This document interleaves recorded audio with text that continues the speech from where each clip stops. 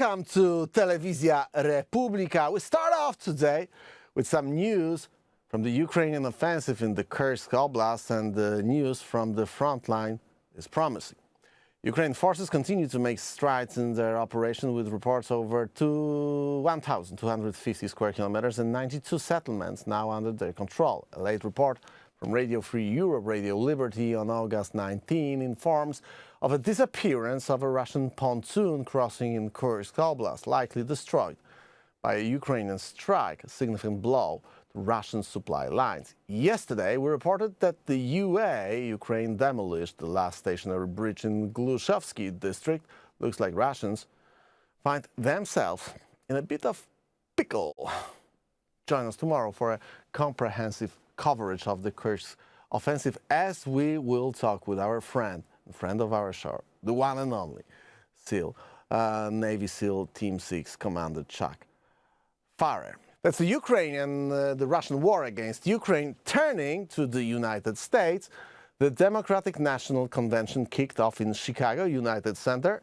I don't think that Michael Jordan was seen that. However, Steve Kerr is supposed to be on location, but not without controversy. Thousands of protesters, including Islamist and pro-Palestinian activists, took the streets, some violently breaching security fences, supposedly to voice their opposition to the war in Gaza. A small Jewish protest also took place, but had to be heavily protected by police. The pressure on Democratic delegates is mounting as they navigate these demonstrations, which echo the turbulent protests of the 1968 convention. We will cover the first day of this event with our guest and friend Ed Martin in a few minutes. While the Palestine activists were breaching security fences in Chicago, we got a grim reminder why the Israeli military started its operation in Gaza. The Israel Defense Forces, IDF, recently conducted an operation in Khan Yunis, located in the southern Gaza Strip, where they recovered the bodies of 6 hostages who were kidnapped during the October 7th terrorist attack by Hamas criminals. These hostages had been held in the Hamas tunnels for over 10 months. The discovery was part of an ongoing effort by the IDF and Israel Security Agency to locate and retrieve all hostages, both living and deceased. Israeli Israeli officials, including the Prime Minister Benjamin Netanyahu and Defense Minister Yoav Gallant, emphasized their commitment to continuing these operations until all abductees are returned to Israel. You can join us on rackracon.com. On this website, you'll find our Substack, so you can drop us your email. We'll get back to you with our reports and newsletters about our programs. My name is Michał and Ed. This is Racon, and we rollin'. Are you ready? 3, 2, 1, go! It's Tuesday, so Ed Martin is again on Telewizja Republika. Ed, great to see you again. Great to be back. Great to be back. Great seeing you in the past week together.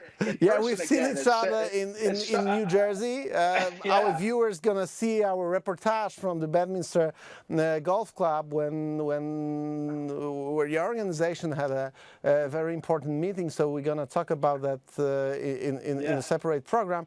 Last time we talked on Racon, we've been analyzing the Republican convention. Now, as we speak, the Democratic convention just began, and it's a wild event in a way. You're obviously a conservative, so you are probably not voting Democrats, but I'm very curious. What's the way you view what happened during this Democratic convention in Chicago United Center? Well, you know, when we first talked in Milwaukee, one of the things that I was doing was working on the Republican platform, which was offered at the convention. The platform is the statement of the values of the party. And Donald Trump had a very specific set of 20 promises, 5,000 words, our platform. Last night at the Democrat convention, they released the Democrat platform. It was almost 40,000 words. It included mention of President Biden and his next term, his second term. In other words, they forgot to update, they forgot to edit their platform. So they don't really care about what their principles are. They don't care about the positions. They just care about politics. And if you watch the convention, the Democrat convention so far, it was sloppy. They were a half an hour late. The sitting president of the United States, Joe Biden, was forced to wait almost 35 minutes to do his speech. And therefore, his speech was not in prime time. It was after the time when the most people were watching. And you watched all these different speakers. They had to cancel. James Taylor, one of the famous singers, you know, a folk singer, a liberal Democrat, he had to cancel. He wasn't allowed to sing because they ran out of time. So, and that was just in the stadium. Outside the stadium, there's 100,000 anti-Israel protesters who are, you know, rioting and trying to break windows and all this kind of stuff. So I have said, Michael, for a very long time, the Democrat Party in America is in a kind of civil war internally, and you're seeing that during their convention. And there are at least a couple of things I'd like to address as we speak about this event. And leaving aside my views or your views, Chicago is famous or infamous in a way for riots during the political convention, a big story long time ago. And I'm asking this question actually to all the American specialists on the policies that we talk about on this program. What happened in American policies, or what happened in the Middle East, that we are having and we are witnessing 100,000 people protesting against Israel, a state that is a long-standing ally of United States and in a way a foundation of the Judeo-Christian civilization that we are all part of? Well, let me make two comments. One on Chicago. You mentioned Chicago. In 1968, the time you mentioned, there were riots over the war, the Vietnam War. The American people felt like the war was not being fought correctly. They were lied to, a lot of people, and so there were riots. Today, the riots are pro-terrorist Hamas supporters. This is not a conversation about policy. There's not a policy debate. One group is aimed at terror. The other group is defending its nation. You know, you and I have talked a lot offline about you're Polish, you love Poland, I'm America, you love America. We have to love ourselves first and then help the world.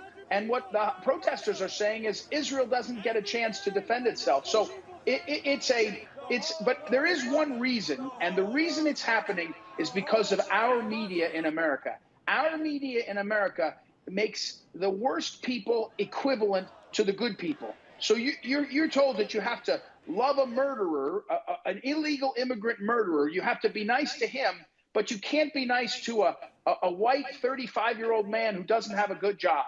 You have to be hard on him, make them equal. Well, we both know that there is equality of people, and when you do things, you're going to be held accountable. And the media in America refuses to say Israel has a nation and deserves to exist, and the others attacked it and do not deserve our respect. Yeah, but it's strange in a way, because for a long time, the anti-Semitism was a kind of framing technique with which, generally speaking, at least in Europe, the conservative movements or right-wing politicians were framed by. Now we are having a situation in which hundreds of thousands of people are protesting during the Democratic Convention, actually against the Republican Party, because that's the message they are trying to convey. And they are, in a way, a part of the Democratic Party movement. This is a thing that is very hard to comprehend for someone who is watching the situation from a distance of 6,000 kilometers. Yeah. Again, America is going through a lot right now, and Donald Trump has helped us do this. One of the things, again, is to understand America first and what it means to be America and our sovereignty, and also other nations, as you and I have talked about, whether it's the EU encroaching on the people in countries that are in the EU, especially the policies, the green hoax, the green hoax to try to take money from one country and give it to others, or even worse, the woke culture that says your values have to be secondary to the woke culture. That's everywhere. But in America, you point out, the anti-Semitism in America is coming from the left. Now, I would argue that it always came from the left. They just tried to pin it on the right. You know, that's why I mentioned a framing technique, not a... Yeah, yeah. So I think what we're seeing on TV now is the Democrat Party, again, being exposed for what they truly are. And what, you know, the number two guy on the ticket, this Walls man who's with Harris, he did 30 trips to China during the 90s and the 2000s, 30, to do training. Now, I'm sorry, at a certain point, you all recognize in Poland, there are communists among us, and the communists among us are not benign. These are not people that have a difference. I think that it would be good to have blue on my tie, you think red. No, communists want to destroy people who believe in God, and they want to destroy nations that have the kind of sovereignty that's at the heart of America and the West. Speaking of the names and the tickets, there is something very interesting regarding the future debates. Are we going to see the debates between the Donald Trump and Kamala Harris? Are we going to see J.D. Vance debating Mr. Walz? Yeah, we have now. I think we have agreement, publicly agreed on two. One, the President Trump and Kamala Harris, and one for the vice presidents. I believe that September 10th is the President Trump and Harris, and then early October is the other one. The more interesting question in America is, will Kamala Harris take any questions from the media beforehand? She's literally not talking to the press. She's only doing campaign events, and no one is pressuring her to say, you know, what do you mean by that? Now, she's rolled out a few policies. In the last 24 hours, she has said that she wants to raise taxes on corporations, very specifically, which is a terrible idea in terms of our own. We had to adjust our corporate tax to stop having companies in Europe buy our companies because the tax rates were better in Europe. I mean, imagine. And so she wants to change that. So we're starting, but there will be at least two debates, and I hope there'll be more. I believe that Kamala Harris, when she's seen in public in a more freewheeling way, she will end up like Biden, where she's not viable because she's not there are serious people in the Democrat Party. She is not one of them.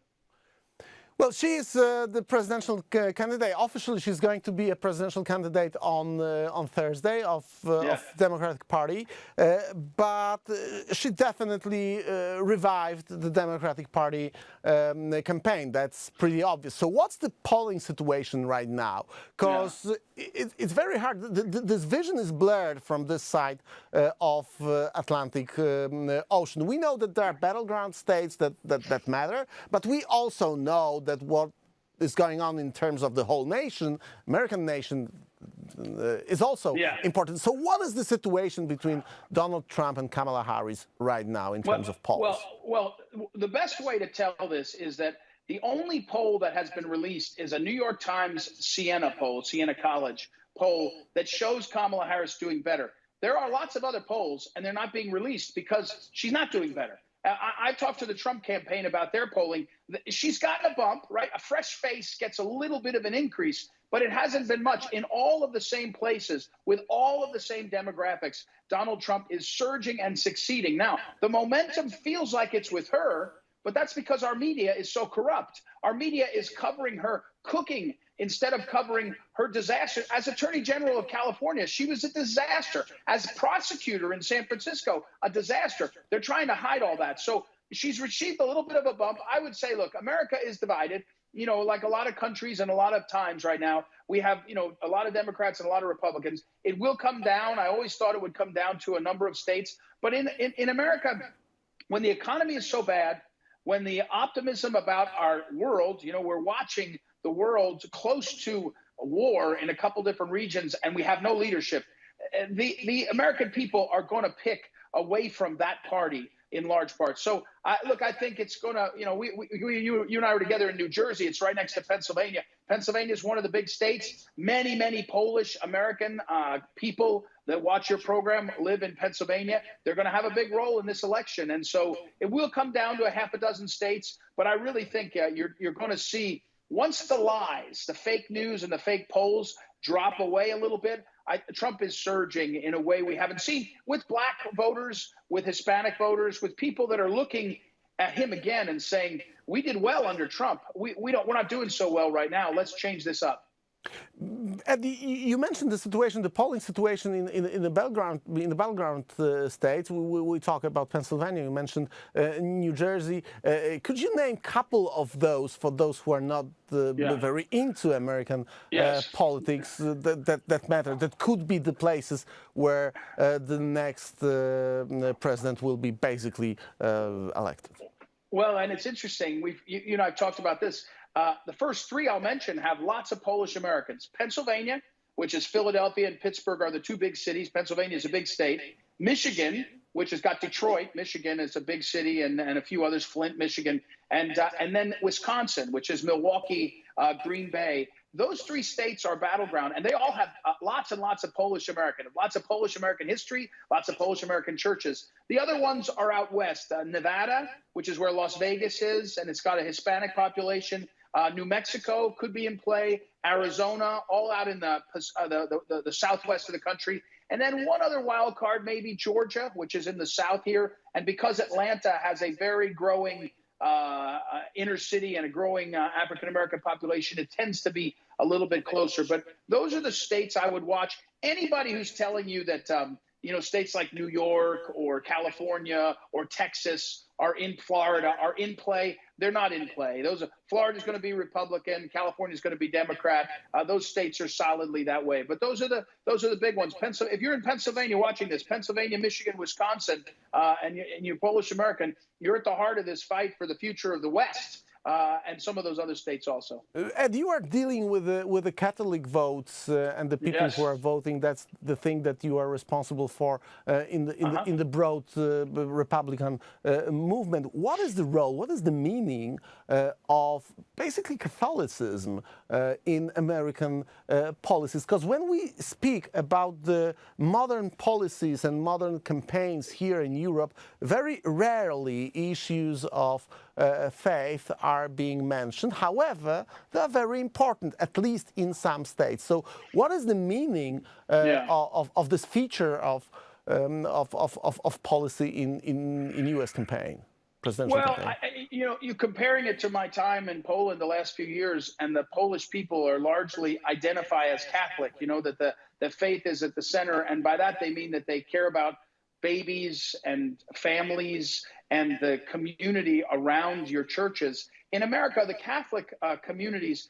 have been so strong because when they came here, they became American, but they also continued the identity of, say, Polish American Catholics, and they had special churches and they had celebrations together. And so, but that's played out on issues. A lot of Catholics in America are liberal. They're not really with us. Maybe they're Pope Francis, but the ones that are going to church every Sunday, they care about stopping abortion and helping mothers. They care about trying to find ways to have the family and education, especially. You know, COVID created a lot of challenges in America. One of them was a challenge of parents seeing education not good enough for their kids. And that's where Catholic education and Catholic families have a role. So, but broadly speaking, the Catholic community in America wants the West to continue, which is the Judeo-Christian tradition.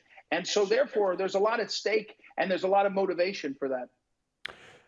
And so my final question, we are at there are like 80 days until the presidential election. When we were talking a few days ago in New Jersey, during the conference of your movement, Phyllis Schlafly Eagles, there was a very interesting debate about the election counting. This is a big issue. This is a big thing. Why is that so important ahead of the presidential election in the United States? Thank you for asking. And if there's one encouragement I can say to other nations is be very careful about the technology that is proposed for elections as helpful. Almost 20 years ago, I ran the election board in St. Louis, Missouri. It's a big city, historic city, St. Louis with the arch. People know it. And I ran the election board. I got to know elections very well. There's not a good answer when you say to people, why do we use all these machines to do the elections? It's not more efficient. It's not more secure. In large nations with multi-million people, they have one election day and they count the votes that day. In America, we have this problem where we have technology, and 50 states have their own technology. They have their own systems. And so you run into these problems of one of two things. One, corruption, where people steal votes. Right now, we have illegal aliens in America being registered to vote. You say, well, they're not allowed to vote. It's against the law to vote, but they're registering to vote. So why? And the answer, in my opinion, is because then they're on the books and you can use their ballots. That's the only reason. But the second problem is people perceive that the system is broken. And my fear for America is after November, the election will be perceived by the losing party as being illegitimate. And that's the worst result. It's not the worst. The worst would be some of these people winning. But it's a bad result. And so we have, we were together, Mike Lindell, a very famous business leader. He's been out working hard, county by county, small units in America, and checking on the systems. But the real problem is that we Americans have said, oh, technology, we'll have electronic voter lists, we'll have electronic counters, we'll have electronic machines. And then suddenly we realize that they're not secure enough to work correctly, and they've created a problem. So it's going to be a real challenge. Yeah, actually, another question related to this issue came to my mind when we were discussing basically exactly this thing in Bedminster a couple of days ago. I was struck by the information that I didn't have, and I think that people outside US do not have this knowledge, because it's not very complicated, vast system with 3,000 counties in the 50 states. There are bigger IT systems that are running smoothly without any problems. We are living in a world of internet. Probably most of the IT companies on the world stock markets operate bigger IT systems. But the thing is that this voting system is not a federal voting system, so you cannot have a one general system that is controlled by one, I don't know, government or federal agency which is counting votes. Could you try to explain how this voting system is organized in the United States? It's a very important point. You're correct. Our U.S. Constitution describes that elections must take place, that they must occur on a schedule with certain requirements, but they leave the how to the people of the state. Now, that was from the very beginning when the 13 colonies did not want to have a centralized government. Virginia, one of the 13 colonies, didn't really trust Massachusetts, right? They were rivals as they started this new America. So we've developed a system where it's not 50 systems, it's 3,000 systems. Every county can have its own system of counting. And so you're coming up now on one level, in a world where you and people in Poland have experienced communist centralized government, it's better for the people to have more power, right? That's our instinct, is give the people more power. But in a world where you have our election will be decided by 25 of those 3,000 counties. So if you can rig the 25 of the 3,000, you can win the election. This is a problem. And so each place, you could go to St. Louis, where I was, we were using one set of systems. You could go one county over, St. Charles County, they were using a different system.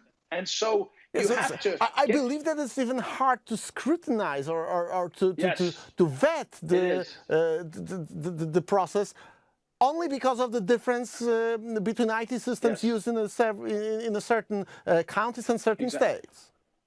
Yeah, and the real answer to say is this: is we have a system of elections that is unable to be audited by we the people. We're unable to know if it worked. Now, if you set up a system for banking or for sports where you cannot audit the system, you can't check it, you and I would agree, well, that sounds like a very likely a criminal enterprise. A banking system that couldn't be audited, right? And a big corporation that couldn't be audited because the system was set up. You'd say, well, somebody's doing that for a reason.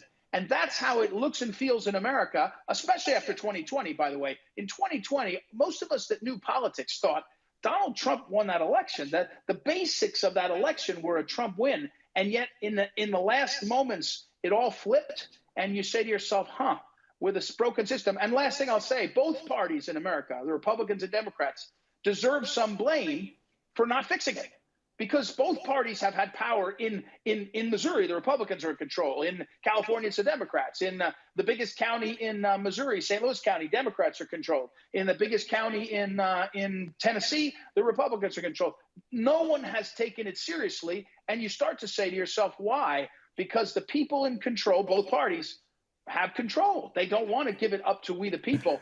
So it's a real crisis. That's the way that politics works. If you do Exactly. have power, you do want to keep it, whatever is the nature of this particular element of the power system.